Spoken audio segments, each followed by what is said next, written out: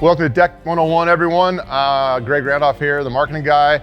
Today's video is an installation video, how to put the DCG600, the CargoGlide 600, onto your drawer system. Behind me, you'll see we have two installed side by side. It's a really cool product. You can put two on there, you can put one on there, and that single can go in the middle. It can go on either side, offset. But today's video is we're gonna show you how to put two side by side on top of a drawer system, kind of the ultimate ergonomic setup here. Couple notes for you. This video is only for the new CargoGlide 600 onto the new drawer system. You'll know if you have a new drawer system, if you have no ammo cans in the corners, and you have the top side D-rings that come pre-installed with your drawer system. This video also is not for Ram box. This product isn't for Ram box, sorry guys. It's not for service body, and it's not for a van drawer system, and also not compatible with our old drawer systems. So you need all the new stuff to do this one. And obviously you can't put a 1500 or an XL CargoGlide on top of a drawer system. That's just not a thing. So it's really easy, so easy I can do it, but we'll just jump in here and get to it. Take you a few minutes and you'll be off to the races. To get this job done, you're gonna need a 3/16 and a 5/32 inch hex wrench, a 1/2 inch socket and a ratchet handle, a roll of tape, and the hardware kit, and the brackets. You'll definitely want the brackets. So step one, it all starts with your drawer system, so make sure that bad boy is installed. If you haven't done that yet, check out that video. Do that, and then come back to this one. First, remove the two cab side corner D-rings from the drawer system. Save all that hardware except for the bolts. Next, you'll remove the appropriate middle D-rings or bolts and washers for your install. Save the bolts, you'll use new washers here. Install one spacer puck into each depression where you remove the hardware. Now look, this isn't bracket science. Grab your brackets and lay them out oriented as shown.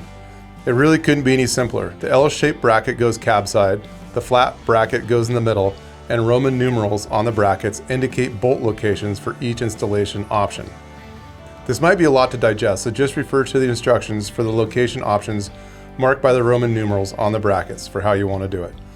All four locations marked with Roman numeral 5 will be used for installing a centered CargoGlide 600.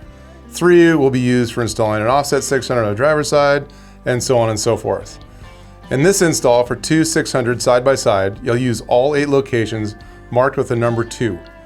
Once you've determined the bracket mounting locations you'll be using, insert an elevator bolt into each one and secure them with tape. Go ahead and put the cab side bracket, the one with a 90-degree angle, on top of the drawer system in the general area of the cab side D-ring tie downs you removed earlier. At this point, you'll probably notice some stash bins may or may not be installable or removable in some situations. So if you're using those and you have stuff in there, probably best to get them out now, along with the drop-in bins just in case, so you can use that path-through space later. Remove the rubber bumpers from each CargoGlide unit you are installing, but hold on to those things. You'll use new, longer screws to reinstall them later.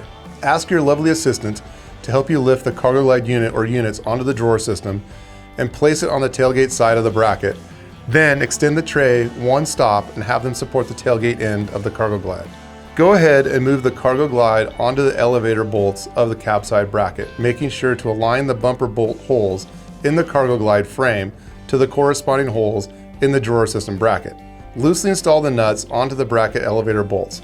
Once all nuts are installed, reinstall the rubber bumpers by running the new button head screws through both the bracket and frame in their original position. Hold onto the bumpers when installing to prevent them from spinning and tighten them down.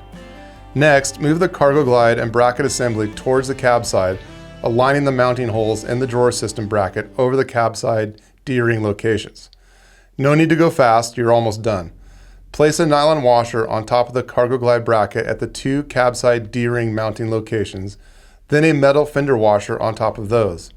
Run two of the new 2.5 inch tie down bolts through the washers, brackets, and pucks and into the tie down mounts. Go ahead and thread them in a bit, but leave them loose for now.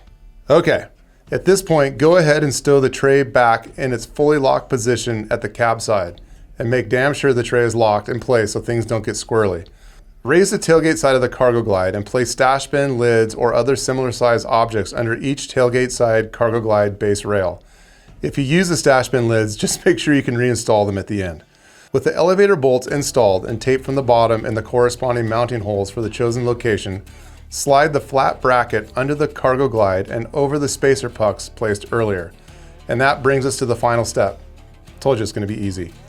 Open the tray far enough to expose the bottom frame cross member above the flat bracket. Now, position the flat bracket so that the elevator bolt studs are aligned with the holes in the CargoGlide base frame. Install a nut on each elevator bolt, but again, leave them a bit loose.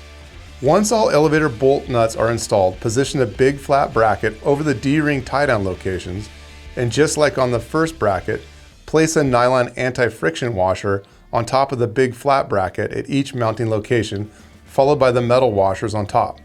Install your original tie-down bolts loosely in these two locations. Check for final fitment. You may need to push, pull, or otherwise manipulate the CargoGlide into the optimal position depending on your drawer system, truck, and desired location. Once you're happy with the position, tighten all bolts and nuts until they're good and snug, but this is not the time to impress your friends with how big your muscles are and how hard you can crank down on that hardware. Just get it good and snug. Before you take the next step towards total organizational enlightenment and load it up, do one final confirmation of the fitment and operation by fully extending the tray. If needed, loosen any necessary fasteners to make small adjustments and then retighten. Just like your lug nuts after a tire rotation, it's not a bad idea to ensure all nuts and bolts stay tight after driving a couple days. You may find when the CargoGlide is loaded, the handle latch release is maybe harder to squeeze. This is intended to keep the tray from moving while stowed. To free it, simply apply pressure on the tray towards the cab side while squeezing the handle. Right on, that's it. That thing's in the back of your truck. You're off to the races. Thanks for checking this out. If you have any questions about this product, this installation, or anything else deck related, or even maybe just like a philosophical question, hit us up on Instagram, Facebook, send us an email, a phone call, direct messages, smoke signals.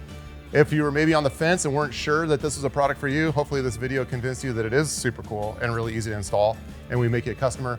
So thanks again for tuning in, and we'll catch you next time.